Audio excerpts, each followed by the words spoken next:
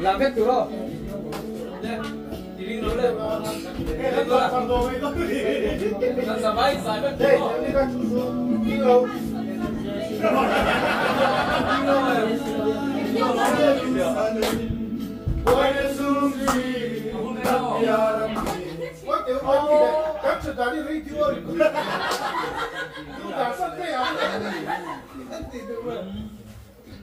Cẩn thận thôi nha. Abang halelon te lu.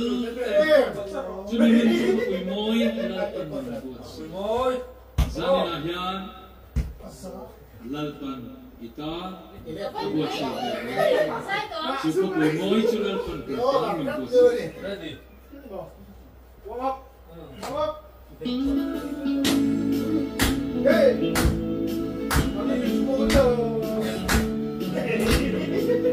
Masa ko video show.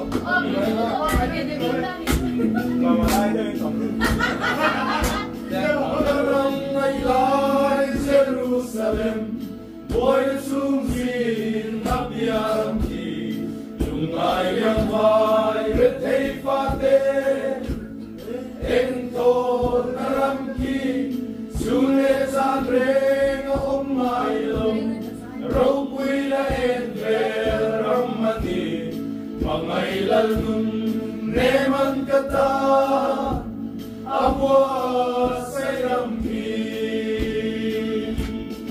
Kupui boy, mangai lunggu, kim naram tu, mikam mulau, beram tauem, en beram boy chu.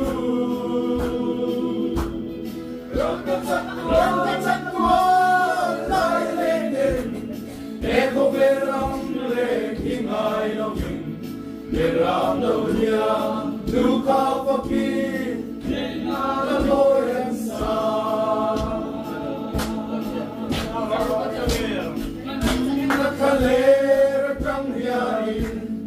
Ram lâu la lam tu ram kakira, o kam hamlel ko kui boya, kasente buntur chu, kadam lai ni te akabunin, beram nauliam luka fakir.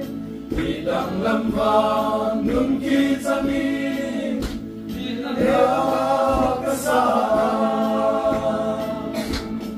mo kopui boy mga ilungdu kim naram tu mitang pulau beram naumen en veram boy chu rangkat sakwan eko beram le hingai lovin beram nauliam luka fakir kagoyan sa Padang tu saya ramin Lalpadan tu saya ramin Jerusalem Rapuan suaka Risakina lekoreta Cinta Iriani Rupohe Tutungan seta Lau kureng-reng Kan neiroke Tuta samlau Kopui moiki Kantar tiamani Oh kopui mon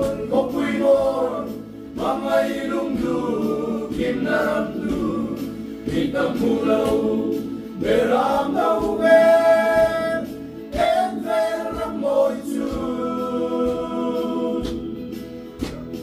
Rangkat sakwan laya lenden, eko beram reng hingai lovin, beram nauliam luka fakir, kena lamboyan sa. Kopui boy, oh mga ilungdu, kim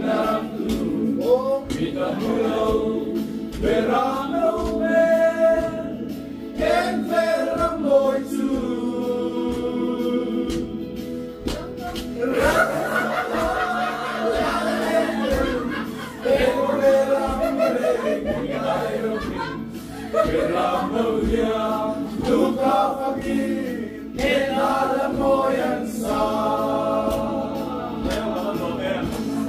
Tep tep maya.